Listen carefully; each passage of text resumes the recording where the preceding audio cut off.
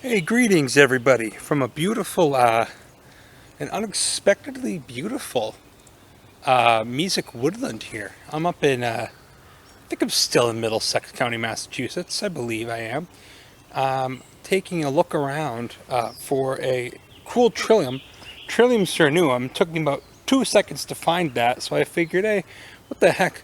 Take a little walk down into the woodland here, and I'm glad I did. We're actually, I guess you could loosely call this almost a floodplain. There's a little creek just down below us, just out of frame, flowing through here. Not sure if one would consider this, a true floodplain, but I'm entirely unfamiliar with this woodland. I've never been over here before, but I'm not seeing, a lot of the usual suspects. I'm not seeing many birches. I guess there's silver maple in here. Anyway, I digress. In front of you, right there, is a wonderful species yet to be determined, because I'm not the person to make calls on the fly about this genus. A lovely species of Crataegus, a Hawthorn, to use the colloquial name. So hawthorns are in the family Rosaceae, nice, nice small trees or shrubs, typically very species rich, genus in the Northeast and in general. I don't remember offhand, but upwards, in the hundreds, certainly in the hundreds, and in the Northeast alone, I think you're still dealing with, certainly double-digit number of species. I think in the East, something like 130 species in the eastern half of North America. Many of them, cryptic species, very hard to tell apart. Many of them, hybridizing, overlapping, subject to taxonomic dispute. So I generally just go with Crataegus. Some of the key features you'll note on this genus, as the name implies, these guys are packing, nice woody thorns, growing almost in a divaricating habit up the branch. It is a rose. You can kind of expect that, I guess. The leaves on a Crataegus are typically highly plastic, meaning that they can take on a variety of shapes, even within, there's one behind me poking me, even within a species or a species complex. They're typically heavily, this one's doubly dentulate is what you would call that. So teeth within teeth, kind of a vaguely triangle shape, alternate leaved, as you'd expect a rose to have. And of course, being in the rose family, and especially being, there's a guy in there, in the amygdaloides subfamily, you expect a lovely show of beautiful white flowers. How many woody white flowered roses are there? Probably in the magnitude of close to 1,000, all of which, Prunus, get into the taxonomy a little bit. Hang on, let me put the camera on something nice for you to look at. That's why I explain this. This isn't what this video was originally going to be about, but I love this genus. This is a really cool genus. Oh, sun's coming out.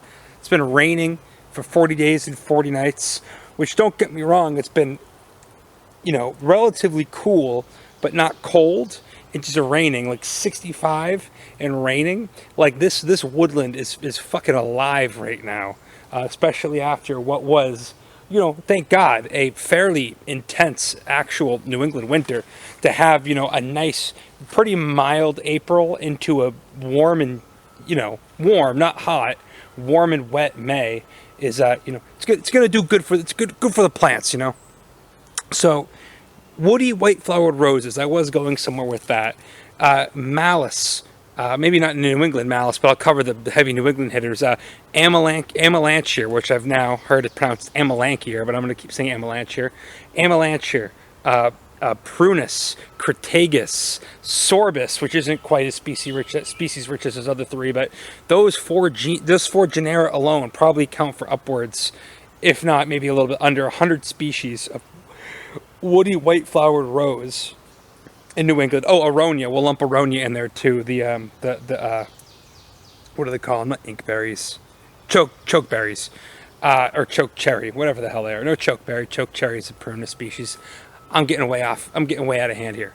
So, You know, these these Crataegus are one of these many, you know, lineages of woody, white-flowered roses, and they typically find themselves placed in the very commercially and ecologically important subfamily of roses, Amygdaloideae. So that's Malus, which is the genus of apples, Prunus, which is almonds, cherries.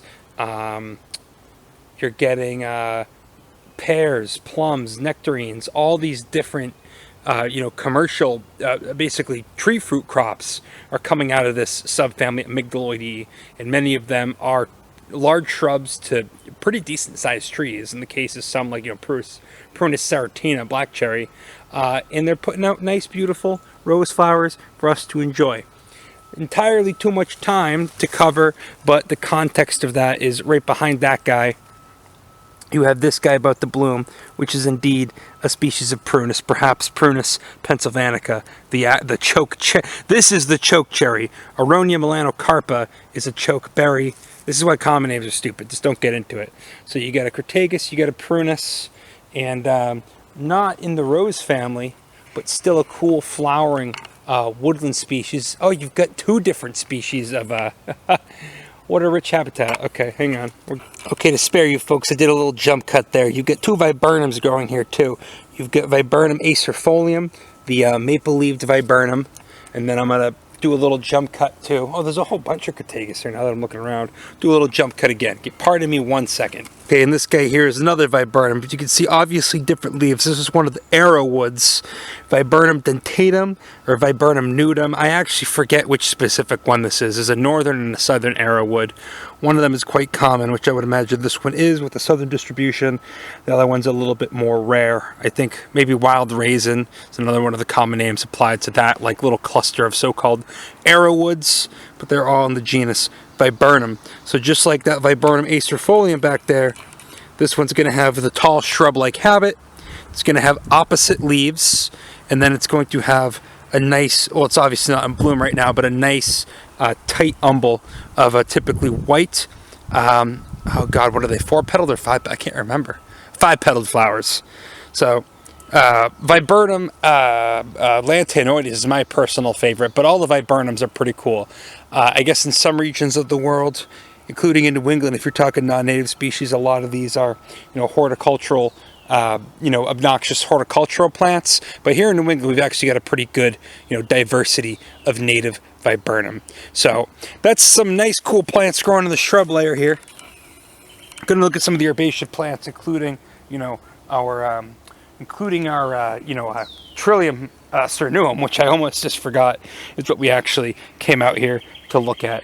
So I think I'm going to pause it here, and we're going to go look at some of these cool herbaceous plants that are coming in. Oak pine, which is actually, this isn't really oak. This is like a mixed, like there's pine in here. There's some maple. You know, it's kind of a mesic, swampy little woodland. The ephemerals in areas like this generally aren't as rich as you would see in like a nice, like deciduous woodland, but you still get some cool stuff, and we're gonna go check it out right now. So pardon my yapping for the first few minutes of this video. Just stick tight, skip ahead. I'll put the little timestamp here. Skip ahead if all you care about is Trillium cernuum, but there's some pretty cool stuff in here. Okay, and right here, a plant that's much stranger than it frankly gets credit for. This is Aurelian Nutalis. It's in the family Araliaceae, so the ginseng family. Actually, that core genus of the family. Those are the little umbels of flowers there. Thing kind of, reminds me of a carrot, which it is in the order Apiales. So it's, somewhat related to the carrot family. But those are the flowers down there. Tiny little globular umbels that I think always come up with 3 of them on the stalk, and that stalk comes right up from the ground, produces just the flowering stalk underneath the actual leaves there. So the compound leaves and white umbels of flowers definitely do, give the person the reasonable impression of some of the traits of the carrot family there. This right here is Polygola Polygaloides, or Senega. Sorry, not Polygola Polygaloides. Polygaloides, paucifolia, or Polygola paucifolia. I can't remember what the taxonomy on this is kind of a mess right now. But it's a milkwort. It's in the milkwort family, Polygalaceae, somewhat related to peas. It's actually the sister family to Fabaceae, so in the order Fabaceae. And it's got that weird little frilly thing down at the bottom there, which is attached to one of the petals. The two on the side, I believe, are actually sepals there. And then it's got, you know, I'm actually going to have to look it up. I screwed this up big time last year trying to get the taxonomy, so I'll look it up and I'll try to find a flowering diagram or something of it. But it's got this very remarkable flowering habit to it.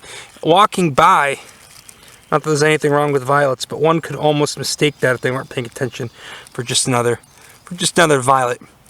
Alternate leaves on the thing, unlike Fabaceae, typically making simple and entire leaves, not compound, as is so commonplace in the family Fabaceae. So we got this guy. I don't know where I saw a ton of Lysimachia borealis walking in, so we'll go find that guy, talk about the Trillium, and that'll probably be sufficient for a nice little actually impromptu episode, believe it or not. Okay, there you go. There's your Lysimachia borealis right there. That's your star flower. Also, just like Aralia Nutalis, just like the Polygaloides, just like we'll throw pink lady slipper in there too. What the heck? Absolutely iconic and very common but appreciated wildflower in the pine, the pine woodlands. I say oak pine. Oak pine's more of a coastal thing. This is just a white pine, Pinus strobus, dominated woodland. I'm looking at a hemlock right now, also in here sporadically. You got maples. You've got, when I was coming down originally, what appeared to be perhaps ash trees or some sort of maybe a hickory. Ash would make more sense though. So your variety, mixed hardwood with some conifers, but the white pine, generally indicative, pretty acidic habitat. And the pines kind of change the duration of the shade. The ephemerals in the pine-dominated woodlands, and I don't know if this is true everywhere, if this is just my observation, do seem to be slightly later flowering species than like your Erythordium americanum, than your Sanguinaria canadensis, than your dicenter species, which are almost exclusively relegated to the northern hardwood understory. Exceptions to every rule, but generally speaking, in New England, especially just broadly speaking, when you're comparing pine-dominated woodlands to hardwood-dominated woodlands, northern hardwood forests, you're going to have a slightly different cast of characters, and obviously, your soil chemistry is going to play a profound effect on what's popping up. But oak pine is something a little bit different than what I'm getting at here. I'm just talking about your general, your so-called run-of-the-mill mixed forest down here in southern New England. I'm looking at a cool bellwort. Let's go check that out. And there you go. There's another absolute cutie in the family Chokecherry. The longer you stand around places like this, the more you end up seeing. I didn't even notice these coming in. They're kind of easy to walk by. Some real showy members in this genus in New England. This is a Uvularia sesalifolia. This is like the common. He's coming up next to a polygonatum too. Sorry, I lost my train of thought there. So your Uvularia, these are monocots. So Chokecherry, same family as I want to say saffron crocus, although I could be mixing those two up. But one of the plants colloquially known as crocus. This is in that same family. However, our North American ones take on usually a fairly bizarre habit to them, with this almost like twining, form to them. Some of the species of Anthem do that. Polygoniatum, the Solomon seals do that, and even some lilies, Streptopus, kind of do this weird twisting, unfurling form that you see these do, which is beautiful. And then the flower, just one single little bell flower hanging out the bottom. Uvularia perfoliatum is a weird looking plant, and then Uvularia grandifolia, which is the large flowered bellwort, which is beautiful. A western New England plant, not here out the east, is an absolutely gorgeous plant. That one, grandiflora does really, really well in cultivation, so you won't really see it growing natively out here, but I mean, you can plant it and it will, it'll bring in some pollinators and look really nice in the garden. Have not seen that one in habitat, but I think that actually covers the gauntlet of everything I was interested in looking at today. So let's go walk back, because around here I wasn't seeing any of those trilliums. They were a little bit ways back up the trail. So we'll go check that out, our main target species, and we'll be grateful that we came out and that we decided to keep walking, because we found some pretty nifty things. Okay, and here we go. Last but certainly not least, here's our actual target species for today. This is a blooming specimen of Trillium cernuum, and if you know anything about Trillium, you're probably thinking to yourself, what the hell are you talking about? There's no flower on top of this thing. Well, that's because, as the name implies, the flowers on this species of Trillium actually hang out underneath that whorl of 3 bracts there. So there you go, there's the flower, Trillium cernuum. That's what that means, nodding. And in fact, this is known as the nodding Trillium. There's a couple of species of Trillium that do this, but this is the one we get up here that does that. And this is actually, to the best of my knowledge, the most northernly occurring species of Trillium. The center of diversity for Trillium is in the American Southeast. We get 4 species native to New England, but many of them will grow just fine up here. Get a number of species out in the Midwest too, but the center of diversity for these guys, I believe, would be like North and South Carolina, northern Georgia, Tennessee, that region of the world, the southern Appalachians. So this still has your traditional Trillium morphology, and just so that we can avoid any confusion, that flower does bloom out of the top and then recurves down, if you can make that out. Still going to have a whorl of 3 leaf-like bracts. Trilliums, technically, on pure technicality, do not produce true leaves. And I believe when they germinate, because again, these are monocotyledons, they'll put a leaf out, and then that cotyledon will technically, I don't know if they ever get true leaves at any point in their development. So they have cotyledons, and they have this bract that's associated with blooming. But then again, even if they don't bloom, they still will put that bract out. So, maybe I guess you could call it a leaf then. I'm not too sure. You can really get into the minutia with the anatomy if you really want to play. If you really want to play that game. Anyway, anatomical terms, that is.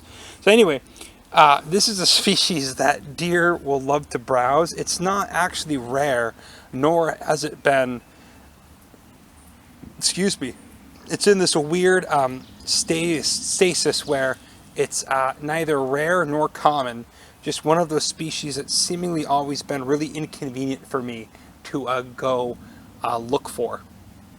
So now I'm finally able to show it to you, meaning that I just have one last species of Trillium I really need to cover, which is the westernly occurring Trillium grandiflorum, the great white Trillium, which is a common enough ornamental.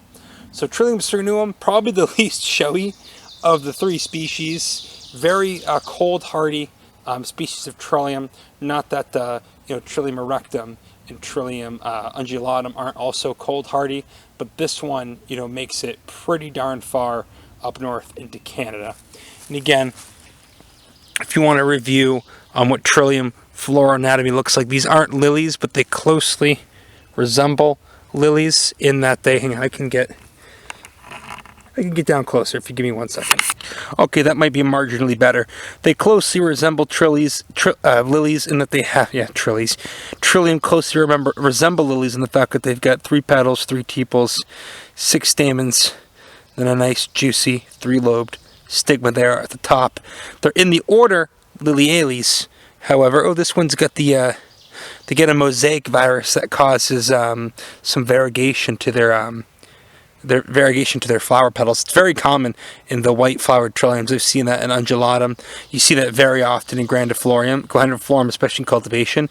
It doesn't really kill them outright, but it can slowly kind of weaken I guess it slowly kind of weakens them over time, but it's not really, it's a native, I want to say it's a native virus that does that, but, Trillium is restricted to, as far as I know, I believe Trillium is restricted to North America, could be in East Asia too.